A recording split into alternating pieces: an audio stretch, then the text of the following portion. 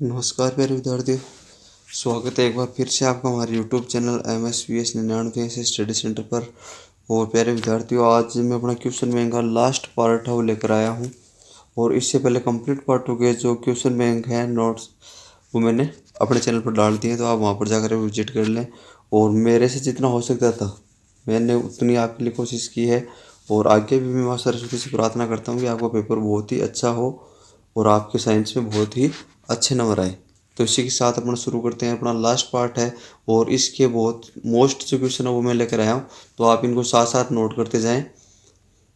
और संभावना है कि ज़्यादा से ज़्यादा अपने क्वेश्चन बैंक में आपके लिए क्वेश्चन आए और ज़्यादा से ज़्यादा ये आपके लिए मददगार साबित हो। तो शुरू करते हैं। सबसे पहला क्वेश्चन है प्रतिवर्ती क्रिया और टहलने के बीच में क्या अंतर है। प्रतिवर्ती क्रिया और टहलने दोनों के बीच में क्या अंतर है।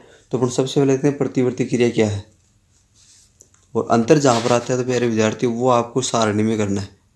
ये सारणी बनाकर आपको अंतर करना है, उससे आपको नंबर अच्छे मिलने की संभावना रहेगी। तो सबसे पहला जो पॉइंट है वो है यह एक अनैच्छिक क्रिया है।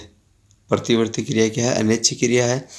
यह शरीर के अंगों की अचानक तथा तीव्र प्रतिक्रिया है। तीसरा पॉइंट हो जाएगा मेरुरज्जु द्वारा नियंत्रित होती है। और चौथा पॉइंट इसका हो जाएगा प्रतिवर्ती क्रिया में शरीर का केवल एक भाग प्रतिक्रिया करता है, न कि पूर्ण शरीर। उसके बाद टहलना, तो ये एक अच्छी क्रिया है, यानी कि अपनी इच्छा के अनुसार होती है, जिसको अपन कंट्रोल भी कर सकते हैं। जबकि अनिच्छा क्रिया उसको कंट्रोल नहीं करा जा सकता है। फिर दूसरा पॉइंट हो जाएगा यह समय पर लेकिन धीमी प्रतिक्रिया होती तो समय पर लेकिन बहुत ही धीमी प्रक्रिया है। तीसरा इसका पॉइंट है ये मस्तिष्क द्वारा नियंत्रित होती है। किसके द्वारा? मस्तिष्क के द्वारा, जबकि ये अपनी मेरुरज्जु के द्वारा नियंत्रित होती है।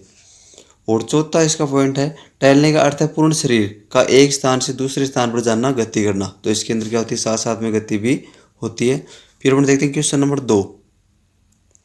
दो तंत्रिका कोशिका कि इसको न्यूरॉन कहा जाता है कि मध्य अंतर्गठन सिनेप्स में क्या होता है। तो इसका उत्तर हो जाएगा प्राणियों के शरीर में दो तंत्रिका कोशिका न्यूरॉन एक दूसरे के साथ जुड़कर श्रृंखला बनाते हैं और सूचना आगे प्रेषित करते हैं। यानी एक दूसरे से जुड़कर क्या बनाते हैं? श्रृंखला बनाते हैं और जो सूचनाएं उनको आगे से आगे पहुंचाते हैं। अंतःग्रथन दो तंत्रिका कोशिकाओं के बीच छोटा सा खाली स्थान होता है। आपको भूल जाए अंतःग्रथन क्या है, सिनेप्स क्या है, तो दो कोशिकाओं के बीच में जो खाली स्थान होता है जहाँ से एक कोशिका से अगली कोशिका जुड़ती है, तो उस स्थान को अपन अंतःग्रथन या सिनेप्स कहते हैं। विद्युतीय तरंगों के रूप में आने वाला तंत्रिका आवेग एक रसायन को स्रावित करता है जो खाली स्थान की दरार में आ जाता है, और इसी प्रकार अंतःग्रथन को पार कर ये रसायन अगली तंत्रिका कोशिका में पहुंच जाते हैं। और इस प्रकार से अपने शरीर के अंदर सूचनाओं का आदान प्रदान होता है नर्वस सिस्टम की सहायता से। फिर अगला है क्वेश्चन नंबर 3। मस्तिष्क का कौन सा भाग शरीर की स्थिति या संतुलन का अनुरक्षण करता है? अथवा के अंदर क्वेश्चन क्या पूछेगा? मानव मस्तिष्क के किस भाग में अनुमस्तिष्क विद्यमान होता है? इसके द्वारा नियंत्रित होने वाली क्रियाएं बनाइए। क्रियाएं कौन कौन सी है? तो अपन इसका उत्तर देखते हैं। अनुमस्तिष्क जिसको सेरेबेलम शरीर में स्थित तथा संतुलन का अनुरक्षण करता है, यानी कि जो अपना अनुमस्तिष्क है, मस्तिष्क का जो भाग है वो क्या करता है? स्थिति तथा संतुलन का कार्य करता है। यह पर मस्तिष्क के पिछले भाग में नीचे की ओर स्थित होता है। जो पर मस्तिष्क वाला भाग है उसके पिछले भाग में नीचे की ओर स्थित होता है। और ये ऐच्छिक पेशियों को गति को नियंत्रित करता है। और उसका कार्य क्या है? ऐच्छिक जो पेशियां हैं उसकी गति को कंट्रोल करना। फिर नेक्स्ट क्वेश्चन है हम एक अगरबत्ती की गंध का पता कैसे लगाते हैं। भाई अगरबत्ती जल रही है तो उसकी गंध का पता अपने कैसे चलता है? तो उत्तर हो जाएगा अगरबत्ती के रसायन वायु में मिल जाते हैं। जैसे अगरबत्ती को जलाया जाता है तो उसके जो रसायन होते हैं वो क्या होते हैं? वायु में मिल जाते हैं तथा हमारे नाक तक पहुँचते हैं। जब हम नासिका में से अंतर श्वास खींचते हैं, यानी कि श्वास को अंदर लेते हैं, तो ये रसायन नासिका के अंदर प्रवेश कर जाते हैं। यहाँ पे नाक की नमी युक्त श्लेष्मा में घुल जाते हैं और घ्राणग्राही जो अपने को सुगंध का पता चलता है, जिसकी सहायता से घ्राणग्राही इन रसायनों को संवेदनाओं के रूप में ग्रहण करते हैं। इसे संवेदी तंत्रिकाओं के माध्यम से अगर मस्तिष्क के पास भेजा जाता है जहाँ पर संवेदना का विश्लेषण होता है तथा उसे अनुभव किया जाता है कि हमें सुगंध का अनुभव करते हैं। और इसके बाद में उनको पता चलता है सुगंध किसकी आ रही है और कहाँ से आ रही है। फिर नेक्स्ट क्वेश्चन पर देखते हैं प्रतिवर्ती क्रिया में मस्तिष्क की क्या भूमिका है। प्रतिवर्ती क्रियाएं होती है उसके अंदर अपने मस्तिष्क की क्या भूमिका है? तो उत्तर हो जाएगा प्रतिवर्ती क्रियाएं मस्तिष्क के द्वारा नियंत्रित में नहीं होती है। प्रतिवर्ती क्रियाएं केवल मेरुरज्जु द्वारा नियंत्रित होती है। ये किसके द्वारा नियंत्रित होती है?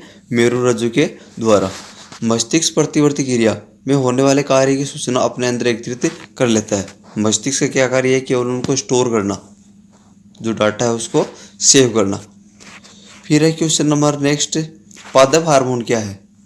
पादप हार्मोन क्या है? तो वे रासायनिक पदार्थ जो पेड़ पौधों में रासायनिक समन्वय का कार्य करते हैं उनको हार्मोन कहा जाता है, या अपन पादप हार्मोन कहते हैं। तो ये विभिन्न प्रकार के रासायनिक पदार्थ जो पौधों में वृद्धि और विभेदन संबंधी क्रियाओं पर नियंत्रित करते हैं पादप हार्मोन कहलाते हैं। तो ये तो हो गई पादप हार्मोन की परिभाषा। छोटा क्वेश्चन है 1 नंबर का, तो उसके अंदर आपको ये परिभाषा बतानी है। पादप हार्मोन पौधे की लगभग सभी क्रियाओं जैसे वृद्धि है, विकास है, फूलाना, फलाना, फलों का पकना आदि को प्रभावित करते हैं। ये सारी की सारी जो क्रियाएं हैं वो हार्मोन के द्वारा नियंत्रित होती है। पादप हार्मोन अनेक प्रकार के होते हैं, जैसे सबसे पहला है ऑक्सिन। कौन सा है? ऑक्सिन। दूसरा है इथाइलिन, उसके बाद है जिबेरेलिन, उसके बाद है साइटोकाइनिन और उसके बाद होता है एबिसिक अम्ल। तो ये प्रमुख पादप हार्मोन है जिनके नाम आपको पूछे जा सकते हैं। फिर नेक्स्ट क्वेश्चन है, सूर्यमुखी की पत्तियों की गति प्रकाश की और प्रवाह की गति से किस प्रकार भिन्न है? सूर्यमुखी की जो पत्तियों की गति होती है वो प्रकाश की ओर जो प्रवाह है यानी कि ऊपरी भाग होता है उसकी गति से किस प्रकार से अलग है, ये अपने को उसमें बताना है। तो उत्तर हो जाएगा सूर्यमुखी पादप की पत्तियों की गति प्रकाश और प्रवाह की गति से भिन्न है, क्योंकि प्रकाश और प्रवाह की गति अनुवर्तन गति होती है। यानी कि प्रकाश की तरफ जो प्रवाह की गति है वो किस गति का उदाहरण है? अनुवर्तन गति का उदाहरण है, जो ऑक्सीजन हार्मोन द्वारा नियंत्रित होती है। और अनुवर्तन गति को कंट्रोल कौन करता है? Oxygen hormone. उसमें सूचनाओं के चालन के लिए कोई विशिष्टीकृत ऊतक नहीं होते, कोई विशेष प्रकार के ऊतक इसके अंदर नहीं होते, इसलिए वे जल की मात्रा में परिवर्तन करके अपने पत्तों को सिकुड़ कर उनका आकार बदल लेते हैं। और ये कार्य करता है, जल है वो इसके आकार को बदलने का काम करता है। फिर नेक्स्ट क्वेश्चन है, एक पादप हार्मोन का उदाहरण दीजिए जो वृद्धि को बढ़ाता है। तो ऑक्सिन एक पादप हार्मोन है जो पादप की वृद्धि को बढ़ाता है। तो वृद्धि बढ़ाने वाला जो हार्मोन है उसका नाम हो जाएगा ऑक्सिन हार्मोन। फिर नेक्स्ट क्वेश्चन है, किसी सारे के चारों ओर एक परतान की वृद्धि में ऑक्सिन किस प्रकार सहायक है? यानी ऊपर की ओर जो परतान होता है उसको जड़ने में, गति करने में ऑक्सिन किस प्रकार के सहायक होता है? तो उत्तर इसका हो जाएगा परतान पत्ते व तने के रूपांतरित रूप ही होते हैं। परतान है वो यानी पत्ती का क्या रूपांतरित रूप है। ये धागे और रस्सी की तरह संरचनाएं होती है। क्या होती है? रस्सी या धागे की समान संरचनाएं होती है। वे स्पर्श के प्रति संवेदनशील होते हैं। जब वे किसी सारे के संपर्क में आते हैं तो परतान का जो भाग सारे के संपर्क में होता है उसकी वृद्धि तीव्रता से नहीं होती, जबकि परतान का वस्तु या सारे कि दूसरी ओर का भाग अधिक तीव्रता से वृद्धि करता है, क्योंकि उस ओर ऑक्सीजन की सांद्रता अधिक होती है। ऑक्सीजन की सांद्रता अधिक होने के कारण वृद्धि होती है जिसे करता है। फिर है, इससे परतान वस्तु के चारों ओर घूम जाता है और उसे पकड़ लेता है। विभिन्न दिशाओं में ऑक्सीजन की सांद्रता भिन्न भिन्न होने के कारण पौधे के भागों में गति होती है। तो जो ऑक्सीजन है उसकी सांद्रता के कारण क्या होता है? इसके भागों में वृद्धि होती है। फिर अपन देखते हैं नेक्स्ट क्वेश्चन, जलानुवर्तन दर्शाने के लिए एक प्रयोग की अभिकल्पना कीजिए। तो पौधे के अंदर 3 प्रकार के अनुवर्तन होते हैं। पहला है प्रकाशानुवर्तन, दूसरा होता है जलानुवर्तन और तीसरा होता है रसायनुवर्तन। तो इसके लिए अपने एक उदाहरण लेते हैं। लकड़ी का बना एक लंबा डिब्बा लो और उसमें मिट्टी और खाद का मिश्रण भरो। इसके एक सिरे पर एक पौधा लगाओ। डिब्बे में पौधे के विपरीत दिशा में एक कीप मिट्टी में गाड़ दो। पौधे को उसी कीप के द्वारा प्रतिदिन पानी दो। लगभग 1 सप्ताह के बाद पौधे के निकट की मिट्टी हटाकर ध्यान से देखो। पौधे की जड़ें की वृद्धि उसी दिशा में दिखाई देगी जिस दिशा में कीप द्वारा पानी की सिंचाई होती है। यानी कि जो पौधा होता है उसकी जड़ों का जल की ओर जो गति करता है उसको कहते हैं जलानुवर्तन। पादप का जड़ वाला भाग है उसका जल की तरफ गति करना जलानुवर्तन कहलाता है। और जड़ की गति होती है वो होती है धनात्मक, और पौधे का जो ऊपरी भाग होता है वो जल के विपरीत दिशा में गति करता है, तो ये होती है ऋणात्मक। और दूसरी ओर यदि प्रकाशानुवर्तन को पूछा जाए तो पौधे का ऊपरी जो भाग होता है वो प्रकाश की तरफ गति करता है, तो इसको बोलते हैं धनात्मक प्रकाशानुवर्तन। और जो जड़ है वो इसके विपरीत दिशा में गति करती है, तो इसको बोलते हैं ऋणात्मक प्रकाशानुवर्तन। फिर है नेक्स्ट क्वेश्चन, जंतु में रासायनिक समन्वय किस प्रकार से होता है? कोई भी जंतु है तो उसके अंदर रासायनिक समन्वय वो किस प्रकार से होता है? तो उत्तर हो जाएगा जंतु हार्मोन रासायनिक समन्वय का कार्य करते हैं। इसे अंतःस्रावी ग्रंथियों या नलिकाविहीन ग्रंथियों से स्रावित किया जाता है। यह शरीर के एक हिस्से में उत्पादित होते हैं, क्योंकि शरीर है उसके एक हिस्से के अंदर इसका निर्माण होता है तथा दूसरे हिस्से में कार्य करते हैं, जिन्हें टारगेट अंग कहा जाता है। और जिस भाग के अंदर ये कार्य करते हैं उसको बोलते हैं टारगेट अंग। क्योंकि ये नलिकाविहीन ग्रंथियों से स्रावित होते हैं, इसलिए इनका स्थानांतरण रक्त के माध्यम से होता है। और जो नलिकाविहीन ग्रंथियों से स्रावित होने के कारण इनका जो स्थानांतरण है, परिवहन, वो कौन करता है? अपना रक्त करता है। फिर है नेक्स्ट क्वेश्चन, आयोडीन युक्त नमक खाने की सलाह क्यों दी जाती है? इनकी अपने को जो डॉक्टर है आयोडीन युक्त नमक खाने की सलाह क्यों देता है? अथवा हमें अपने आहार में आयोडीन युक्त नमक क्यों लेना चाहिए?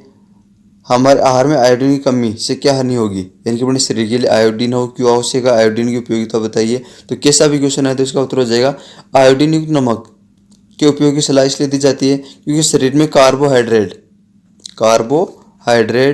वसा तथा प्रोटीन के अपचन को थायराइड नियंत्रित करती है। इन सब के पाचन को कौन नियंत्रित करता है? अपने थायराइड नियंत्रित करती है।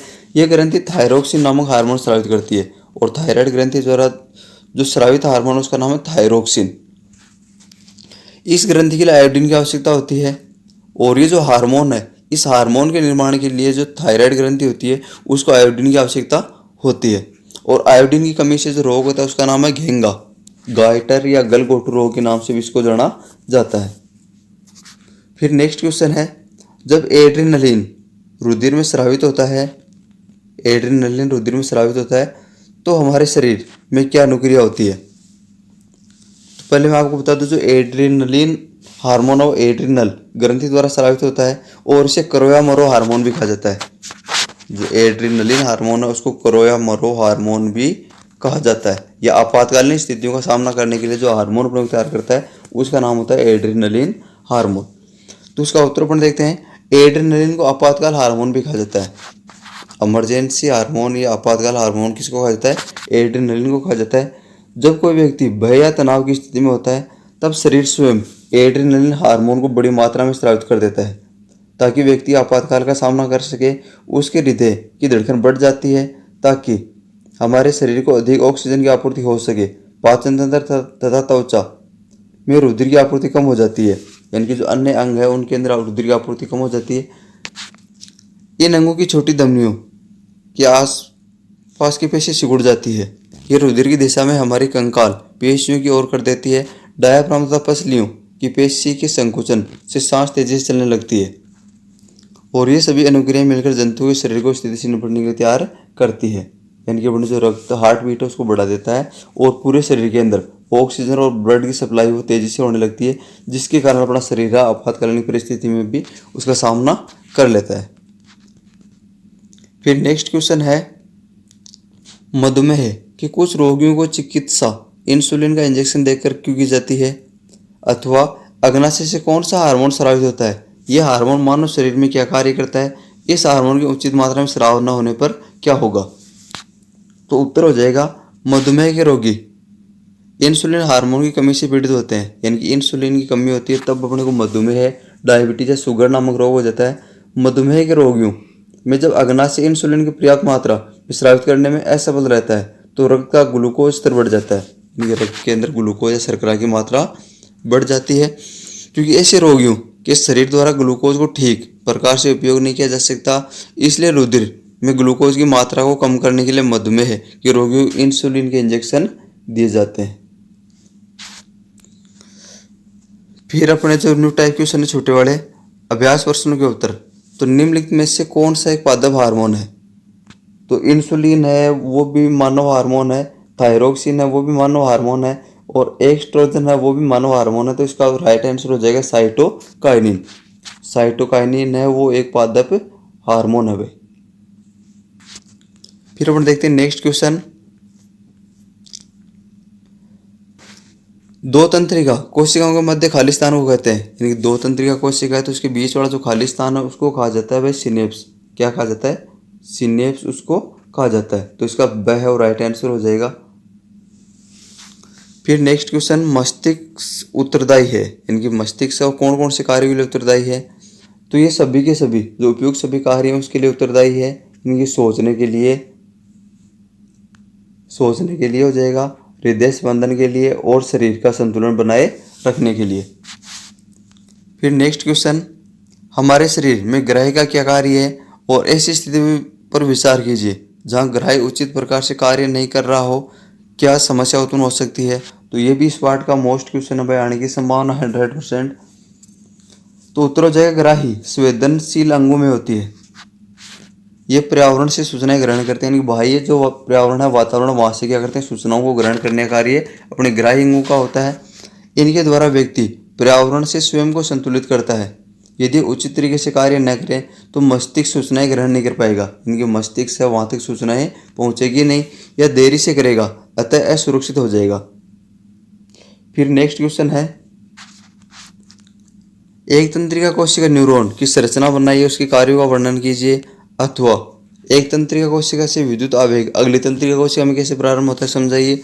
अथवा तंत्रिका ऊतक से सूचना प्राप्त होने पर पेशी कोशिकाओं में किस प्रकार गति होती है समझाइए। अथवा तंत्रिका कोशिका द्वारा संवेदी सूचनाएं किस प्रकार पारित की जाती है। तो ये भाई इस पार्ट का टॉप मोस्ट क्वेश्चन है, इस पार्ट का टॉप मोस्ट क्वेश्चन। तो इसका उत्तर अपन देखते हैं, न्यूरॉन अथवा तंत्रिका कोशिका तंत्रिका आवेग के संचरण हेतु विशेषीकृत तंत्रिका तंत्र की कार्यात्मक तथा संरचनात्मक इकाई है। यह लगभग 90 से 100 सेंटीमीटर लंबी होती है और शरीर की सबसे लंबी और जो साकित कोशिका होती है वो होती है अपनी तंत्रिका कोशिका होती है भाई। न्यूरॉन के 3 भाग होते हैं, सबसे पहला होता है द्रुमिका, दूसरा होता है कोशिका और तीसरा होता है एक्सोन। तो अपनी कोशिका के 3 अंग हो गए। द्रुमिका है जो पहले धागे के समान जो संरचना होती है टॉप पर, उसको कहा जाता है द्रुमिका, और जो अंतिम सिरा होता है उसको बोलते हैं अपन एक्सोन, और जो बीच वाला हिस्सा होता है उसको कहा जाता है तंत्रिकाक्ष। या इसके अंदर जो कोशिका के पार्ट आते हैं जैसे केंद्रक है, कोशिका है, तंत्रिकाक्ष है, तो ये सब के सब भाग इसके अंतर्गत आते हैं। तो ये हो जाएगा अपनी तंत्रिका कोशिका का चित्र, और ये चित्र भी आने की 100% संभावना है। तो ये अपना यहाँ पर तंत्रिकाक्ष है, ये तंत्रिका पेशी संधि हो गई, और ये पेशी फाइबर है, और ये कोशिका है, और ये है अपना कोशिका का माइटोकॉन्ड्रिया। फिर हम देखते हैं नेक्स्ट क्वेश्चन, इसी का उत्तर देखते हैं। कोई भी तंत्रिका कोशिका सीधी दूसरी तंत्रिका कोशिका से जुड़ी नहीं होती है, यानी कि 2 तंत्रिका कोशिकाओं के बीच में क्या होता है, जो स्पेस होता है, खाली स्थान होता है, इनके बीच में कुछ रिक्त स्थान होता है जिसमें बहुत ही समीप का संवहन होता है, इसे अंतःग्रथन कहते हैं। जो खाली स्थान होता है उसको क्या कहा जाता है, अंतःग्रथन कहा जाता है। यदि हमारे पैर में दर्द है तो इसकी सूचना पैर में स्थित संवेदी तंत्रिका कोशिका के डेंड्राइट ग्रहण करते हैं, जो अगला वाला भाग है द्रुमिका वो ग्रहण करता है। तंत्रिका कोशिका उसे विद्युत संकेत में बदल देती है, और अपने जो नर्वस सेल होती है, तंत्रिका कोशिका होती है, वो इसको विद्युत संकेत में बदल देती है। यह विद्युत संकेत तंत्रिकाक्ष के द्वारा प्रवाहित होता है, और तंत्रिकाक्ष होता है वो उसको जो उसके आगे वाला सिरा है वहां से लेकर पीछे वाले सिरे तक पहुंचाने का कार्य करता है। अंतःग्रथन से होता हुआ यह मस्तिष्क तक पहुंचता है, मस्तिष्क संदेश ग्रहण कर उस पर अनुक्रिया करता है। प्रेरक तंत्रिका इस अनुक्रिया को पैर की पेशियों तक पहुंचाती है, और पैर की पेशियां उचित अनुक्रिया करती है। तंत्रिका कोशिका न्यूरॉन 3 प्रकार के होते हैं। तो सबसे पहली है अपनी संवेदी तंत्रिका कोशिका, और दूसरी प्रेरक तंत्रिका कोशिका, और तीसरी बहुध्रुवी तंत्रिका कोशिका। तो पहली का कार्य शरीर के विभिन्न भागों से संवेदनाओं को मस्तिष्क की ओर ले जाती है, यानी जो संवेदी तंत्रिका कोशिका है ये शरीर के विभिन्न भागों से जो संवेदनाएं हैं, उद्दीपन है, उसको मस्तिष्क तक पहुंचाना। दूसरी है प्रेरक तंत्रिका कोशिका, तो ये मस्तिष्क के आदेशों को पेशियों तक पहुंचाती है, यानी कि अपने मस्तिष्क ने क्या आदेश दिया है उसको वापस से पेशियों तक पहुंचाती है। और तीसरी जो तंत्रिका कोशिका है ये संवेदनाओं को मस्तिष्क की ओर तथा मस्तिष्क से पेशियों की ओर ले जाने का कार्य करती है। फिर नेक्स्ट क्वेश्चन है, पादप में प्रकाशानुवर्तन किस प्रकार से होता है। तो ये भी 3 या 4 नंबर वाले जो क्वेश्चन है उसके अंदर भाई आने की संभावना है चित्र सहित। 3 या 4 नंबर के क्वेश्चन में आने की संभावना है। तो पादप में प्रकाशानुवर्तन किस प्रकार होता है। तो उत्तर हो जाएगा, जड़ प्रकाश के विपरीत मुड़कर अनुक्रिया करती है तथा तन्ने प्रकाश की दिशा में मुड़कर गति करते हैं तो इससे बोलते हैं प्रकाशानुवर्तन। या पादप का जो ऊपरी भाग होता है उसका सूर्य के प्रकाश की ओर गति करना क्या कहलाता है? प्रकाशानुवर्तन कहलाता है। पादप में ऑक्सीजन हार्मोन स्रावित करते हैं। पादप कौन सा हार्मोन स्रावित करते हैं? Oxygen hormone. ये सूर्य के प्रकाश में तने के अंधेरमय भाग में आ जाता है और वहां की कोशिकाओं को लंबा कर उन्हें प्रकाश की ओर झुका देता है। इसे धनात्मक प्रकाशानुवर्तन कहते हैं। और जड़ें ऋणात्मक दर्शाती है। इनके पौधे का ऊपरी भाग है जो सूर्य के प्रकाश की ओर गति कर रहा है तो इसको कहा जाता है धनात्मक प्रकाशानुवर्तन। इसको क्या कहा जाता है? धनात्मक प्रकाशानुवर्तन। और पादप का जो जड़ वाला भाग है, जड़ वाला भाग, ये प्रकाश की विपरीत दिशा में गति कर रहा है तो इसको अपन बोलते हैं ऋणात्मक प्रकाशानुवर्तन। ऊपर वाला भाग है ये तो हो जाएगा धनात्मक प्रकाशानुवर्तन और जड़ वाला भाग है ये हो जाएगा ऋणात्मक प्रकाशानुवर्तन। फिर नेक्स्ट क्वेश्चन है, मेरुरज्जु आघात में किन संकेतों के आने में व्यवधान होगा? तो उत्तर हो जाएगा प्रतिवर्ती क्रियाएं संपन्न नहीं हो पाएगी। इसके अलावा सभी सूचनाएं ठीक प्रकार से संचारित नहीं होगी। फिर नेक्स्ट क्वेश्चन है, पादप में रासायनिक समन्वय किस प्रकार से होता है? यानी पेड़ पौधों में रासायनिक समन्वय किस प्रकार से होता है? तो पादप में रासायनिक समन्वय पादप हार्मोन के कारण होता है। यानी जो पादप हार्मोन होते हैं उसके कारण होता है। पादप कोशिकाएं हार्मोन को उत्पन्न करती है। ये हार्मोन वृद्धि, विकास तथा विभाजन को नियंत्रित करते हैं। ये हार्मोन ये रासायनिक समन्वय स्थापित करते हैं। फिर है नेक्स्ट क्वेश्चन, एक जीव में नियंत्रित एवं समन्वय तंत्र की आवश्यकता है, क्या आवश्यकता है या क्यों आवश्यक है? या नियंत्रण एवं समन्वय हमारे शरीर में न हो तो क्या होगा? तो क्वेश्चन कैसे पूछे इसका उत्तर सेम रहेगा। तो जीवों में नियंत्रण एवं समन्वय एक तंत्र विकसित कर लिया है क्योंकि यह शरीर के सभी प्रतिवर्ती को नियंत्रित करता है तथा इसके पर्यावरण के हानिकारक परिवर्तनों से सुरक्षा करता है। तो पहली उपयुक्तता ये हो जाएगी। दूसरा है ये ऐच्छिक गतियों को नियंत्रित करता है। इनके अपनी जो ऐच्छिक क्रिया है उसको क्या करता है? नियंत्रित करता है। तीसरा ये अनैच्छिक गतियों को भी नियंत्रित करता है। यानी दोनों प्रकार की गतियाँ, ऐच्छिक गति और अनैच्छिक गति, दोनों को नियंत्रित करता है। चौथा है ये जीवों को सोचने, विचारने, विश्लेषण करने, निष्कर्ष निकालने, निर्णय लेने आदि की क्षमता प्रदान करता है। और पांचवा पॉइंट ये हो जाएगा, ये जीवों को अधिकतम लाभ के लिए उचित प्रकार की प्रतिक्रिया करने में सहायता करता है। फिर नेक्स्ट क्वेश्चन है, अनैच्छिक क्रिया तथा प्रतिवर्ती क्रिया एक दूसरे से किस प्रकार से भिन्न है या दोनों के अंदर क्या अंतर है? तो ये भी मैं कहूँगा भाई मोस्ट क्वेश्चन है। तो इसका उत्तर हो जाएगा अनैच्छिक क्रियाएं। तो पहला पॉइंट है शरीर या शरीर के किसी अंग की क्रियाएं जिन्हें हम अपनी इच्छा से नियंत्रित नहीं कर सकते उन्हें अनैच्छिक क्रियाएं कहते हैं। यानी कि जिनको रोका नहीं जा सकता, अपन चाहकर भी नहीं रोक सकते, उसको बोलते हैं अनैच्छिक क्रियाएं। दूसरा इनका नियंत्रण मध्य मस्तिष्क व पश्च मस्तिष्क द्वारा किया जाता है। इसको कंट्रोल कौन करता है? मध्य मस्तिष्क और पश्च मस्तिष्क।